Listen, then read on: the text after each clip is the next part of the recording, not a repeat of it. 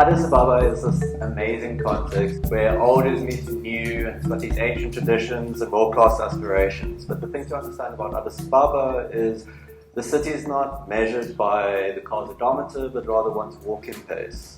And it's something very unfamiliar to South Africa in how we understand the pedestrian in the city and the public realm. Looking to the east, we look at Harhar, which is this walled city with no vehicular access really, and it's this knit of public systems and amenities and cultural identity which you could only achieve by getting in your car in a South African context. The hassle and the grit and bustle of the Ethiopian street is not what you necessarily associate to a well-performing public space. But at the same time, it's daily life that is embodied the way the Ethiopian public realm has been built. And what's seemingly ad hoc or temporary is as much part of the city as the curbstone would be, meaning that the pavement is a key amenity within the city. And what you get quite interestingly is 3 stories of active street frontage, which just doesn't happen in South Africa. And in there you'll find office space, hotels, and all sorts of other uses. And this is truly a mixed-use building. Because of all of this, it changes the idea of space into opportunity, and this is all thanks to enough feet on the streets. And variety of use and diversity of program exists as a matter of fact. It's part of the way the city works. Water vacuums such as car parks that normally negatively impact diversity within the city don't have the same effect within the Ethiopian context. And if you think about it more closely, these unactive edges are points of opportunity that people can occupy. Building work in Ethiopia is numerous. Every picture you've seen development, and really their densities are high, but it's not overcrowded. Everywhere you can see pedestrians have kind of occupied the streets more than cars. Another interesting thing that occurs in Ethiopia is as a building rises, people start to occupy that building. On the right you can see a bank and here you can see a shop, and this also maintains this active street frontage, this constant activity of the Ethiopian public realm. Thinking of the Mercato, which is thought to be as one of the biggest markets in Africa, which you can see here, it's really reminiscent of what the Roman Forum once was. And if you had to try and map it, it would be like counting grains of sand, and by the time you were done, it would have really changed.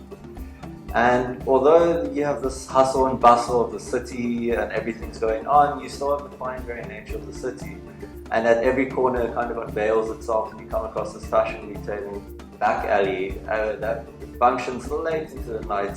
And really what the Mercato is really extreme of what's happening everywhere else in Ethiopia, as almost every kind of urban center starts out as a local market. This is the Christian market, a really significant part of daily life in that walled city of Harhar.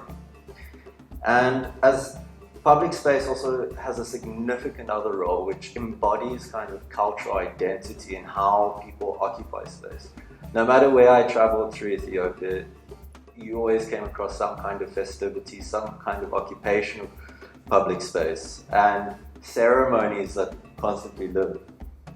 However, the aspirations of Ethiopia to kind of compete on a global stage has brought these appreciations for modern life, and what has really occurred is the worst of development over the last 100 years. These wide boulevards that dissect the city, putting pedestrians second, and really undoing all those things that really embody an Ethiopian environment or street.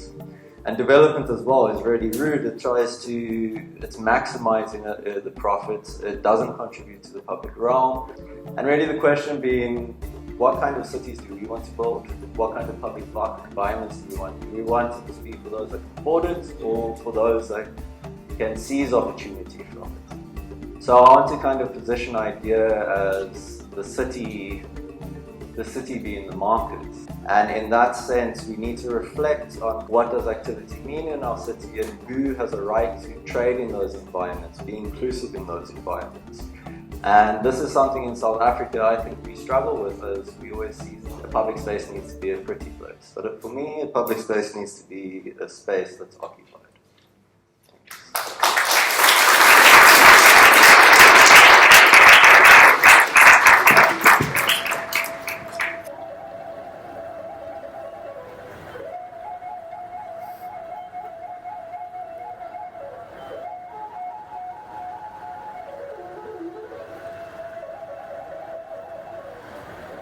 በአስቸኳይ የድረሱልን እርዳታ ጥሪ።